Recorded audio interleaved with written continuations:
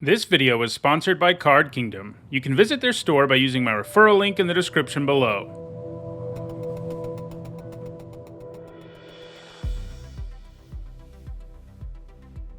Hi everyone, I'm Nitsahone, and it's time for another MTG Top 10, the series where I rank cards based on their historical performance at Magic's highest level of competition. Today, we're going to take a look at cards from Visions. Last week I took a look at Mirage, the first set in Mirage block, and the set that immediately preceded Visions, so that's why I decided to do Visions next. Visions came out in February of 1997, and while it was a smaller set than Mirage, I think you could argue that the set had a larger impact on the history of competitive Magic. If you compare these two lists, you'll see that Visions has the higher score in almost every slot. To be eligible for this list, a card had to be originally printed in Visions, and there were 167 cards eligible for this video, and in it we'll look at the 10 that have left the biggest impact on competitive Magic. Before we get started, here's a quick reminder on how I score cards in these videos.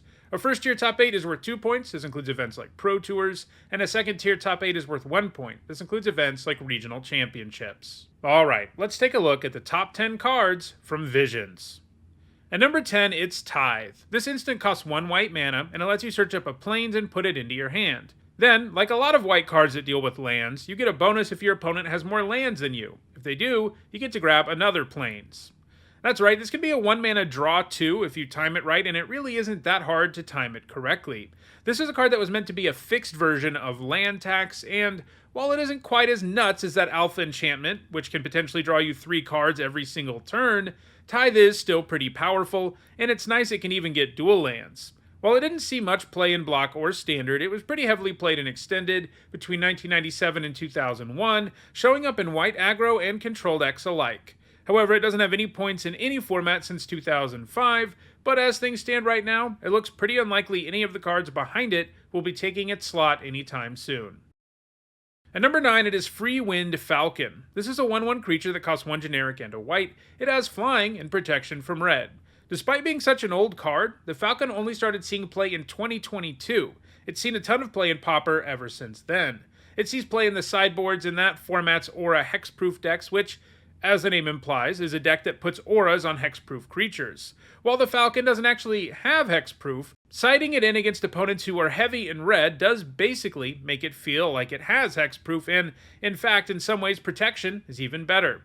It's going to keep seeing a ton of play in Pauper going forward, and it has some chance to move up the list. At number 8, it is Quirion Ranger. This 1/1 costs 1 green mana, and you can return a forest to your hand to untap a creature once a turn. As an elf, it also has a creature type that has historically been more important. As an elf, it also has a creature type that has historically been pretty important, and that's relevant here because it's gained almost all of its points in elf decks. It did gain 2 points in a mono-green aggro deck back at the 1997 World Championships, and it also has 1 extended Pro Tour top 8, but all of those other points have come in Legacy Elves. These decks seek to cast Glimpse of Nature and rip through the entire deck by generating a ton of mana with Elves, and Quirion Ranger helps you do that by allowing you to untap Elves who produce mana. It's going to keep gaining points in Legacy in the future, and there are 2 cards right in front of it that aren't very active that it's going to pass really soon. At number 7, it is Utbi Orangutan. For 2 generic and a green, the Orangutan is a 2/2 that destroys an artifact when it enters the battlefield. This card looks fairly run-of-the-mill to us today, right? Nothing special. Well, the biggest contribution that Visions made to the game's history and design is probably the introduction of creatures with enter the battlefield abilities. These show up by the dozens in every set these days, and it all started here. Anyway, obviously enough, when the Orangutan has an artifact to destroy, it's going to deliver some impressive value. While it wasn't standard, there were enough good artifacts in the format. Cursed Scroll was one of the most heavily played cards in that format, so the Orangutan actually mostly saw main deck play because it almost always had a target. Perhaps the most notable standard deck it was part of was Recurring Survival. This toolbox deck could use Survival of the Fittest to grab the Orangutan anytime there was an artifact on the board, allowing you to get maximum value out of it. It was more of a sideboard card in Extended, where it also saw significant play, but it doesn't have any points since 2005. At number 6, it is Riverboa. For 1 generic and a green, the Boa is a 2/1 with Island Walk that can regenerate for a single green mana. It's probably hard to believe for newer players, but back when this was printed in Visions, it was one of the best 2-drops in the entire game. It had a solid stat line, couldn't be blocked by blue decks, and could regenerate, making trading with it or using removal on it a heck of a lot harder. It also got a reprint in 6th edition, extending its time in Standard, so it was part of a lot of mono-green stompy decks in the format between 1997 and 2000. It also did some work in extended aggro decks all the way until 2003. Earlier, when I said that Riverboa's power would be surprising to new players, I probably should have said, unless you play Pauper, a format where only commons are legal, because the Boa is still doing some serious work there, and it's going to continue to put up points there.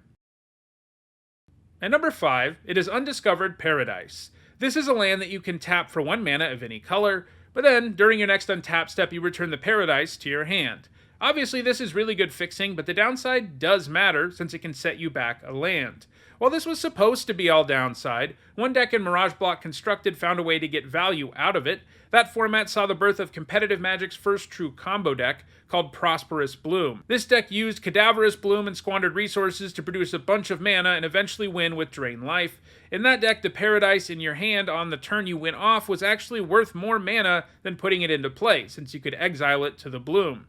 Undiscovered Paradise has seen play in many other formats too, though for the most part it was just played as a really good way to fix mana in combo decks, and the fact it bounces to your hand doesn't come up as upside all that often.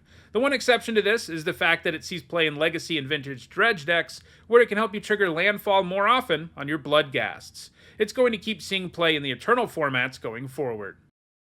At number 4, it is Fire Blast. This instant costs 4 generic and 2 red, and it does 4 to any target.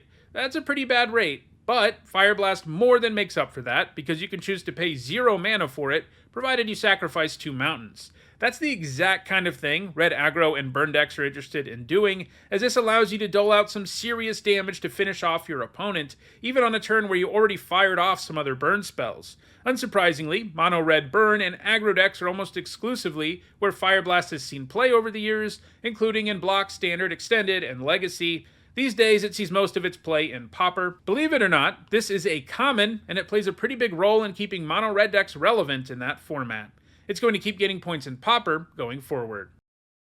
At number 3, it is Natural Order. This sorcery costs 2 generic and 2 green, and you have to sacrifice a green creature to cast it. Then it searches your library for any green creature and puts it directly on the battlefield. So, obviously enough, if you can pay 4 mana to cheat some green monster into play, you're going to feel pretty good about playing Natural Order. It didn't really see any play in Block or Standard, where there wasn't really a good way to make that happen, but in Extended, it was used to cheat Verdant Force into play as early as turn 3, and it's been used the most by far in Legacy. There, it has most frequently been used by elf decks, which go wide with a bunch of elves, and then cast Natural Order to grab Craterhoof Behemoth and win the game. More recently, it's also been used to put Atraxa Grand Unifier into play. Natural Order is going to keep seeing play in Legacy going forward. At number 2, it's Impulse. For 1 generic and a blue, this instant lets you look at the top 4 cards of your library, and you put one of them into your hand, and the rest on the bottom of your library. This provides some pretty great card selection for the cost, and that has led to it seeing significant play in multiple formats over the years. Especially in combo decks, where it can be used to help find combo pieces, and in control decks, where it can help you find your win conditions. It has at least 1 point in every format it's ever been legal in. While it was originally printed in Visions, it recently received a reprint in a standard legal set for the first time since Visions. That set is Dominaria United, and that's led to it seeing more play in Standard right now. This means it's going to keep gaining points, but I don't think it has much of a chance to catch the number 1 card on the list, which is the Empiric Tudor. For 1 black mana, this instant lets you tutor up any card in your library and put that card on top of it. You also lose 2 life.